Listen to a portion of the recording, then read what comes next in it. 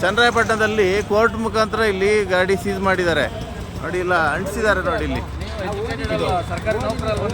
ನೋಡಿ. ಇವರುಗಳು ಸೀಸ್ ಮಾಡಿರೋರು. ಇನ್ನೊಬ್ರು ಯಾರು ಹೇಳಿದ್ರೆ ಅಟ್ಲೀಸ್ಟ್ ಏನಕ್ಕೆ ನೋಡಿ.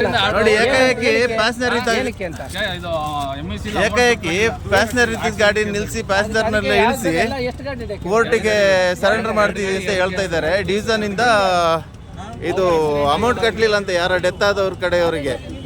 ಹಾಗಾಗಿ ಪ್ಯಾಸೆಂಜರಿಗೆ ತೊಂದರೆ ಕೊಡೋದಲ್ಲದೆ ನಮಗೆ 24 ಗಂಟೆ ಡ್ಯೂಟಿ ಮಾಡೋರು ನಮಗೂ ತೊಂದರೆ ಮಾಡ್ತಾ ಇದ್ದಾರೆ. ಹಾಗಾಗಿ ಇದ್ರ ಬಗ್ಗೆ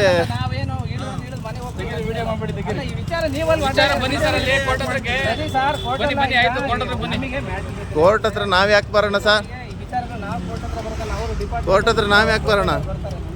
ನೀವು ಏಕಾಏಕಿ ಪೊಲೀಸ್ ಕರ್ಕೊಂಡು ಬಂದು ಸೀಸ್ ಮಾಡ್ಬೇಕನ್ರಿ. ಪೊಲೀಸ್ ಕರ್ಕೊಂಡ್ ಬರ್ಬೇಕು ನೀವು.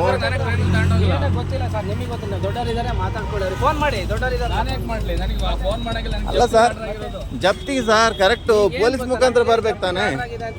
ಪೊಲೀಸ್ ಬರ್ಬೇಕನ್ರಿ ಜಪ್ತಿ ಮಾಡಕ್ಕೆ. ನೀವು ಕೋರ್ಟ್ ಇದೆ ಆರ್ಡರ್ ಇದೆ ಅಂತ ಬಂದು ಕೋರ್ಟ್ ಪೊಲೀಸ್ ಕರ್ಕೊಂಡ್ ಬನ್ನಿ. ಒಟ್ಟಾಸಿ ಎಲ್ಲರಿಗೂ ತೊಂದರೆ ತಾನೆ ಯಾರ್ದು ಮಾಡಿ ತಪ್ಪಿಗೆ.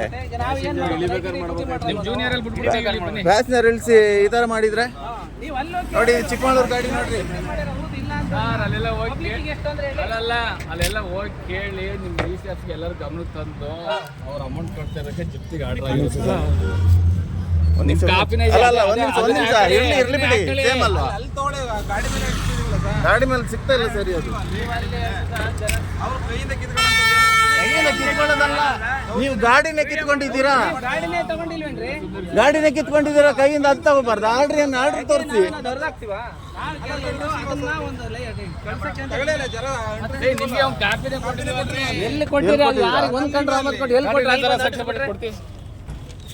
ನಮ್ಮ ಅಥಾರಿಟಿಲಿ ಇರುತ್ತಲ್ವ ಗಾಡಿ ಇದು.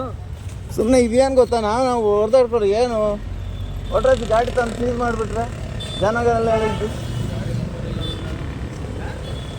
ಕೋರ್ಟ್ ಆರ್ಡ್ರ್ ಆಗಬೇಕು ಸರಿ. ಏನು ಸ್ಮಗ್ಲಿಂಗ್ ಮಾಡ್ತಿದ್ಯೋ ಏನಿಲ್ಲ, ಏನು ಮ್ಯಾಟ್ರ್ ಇಲ್ಲದೆ ಒಟ್ರಾಜಿ ಸೀಸ್ ಮಾಡಿಬಿಟ್ರೆ ಗಾಡಿ. ಜನ ಏನಾಗಬೇಕು, ಎಮರ್ಜೆನ್ಸಿ ಎಲ್ಲ ಹೋಗೋರು ಇರ್ತಾರೆ.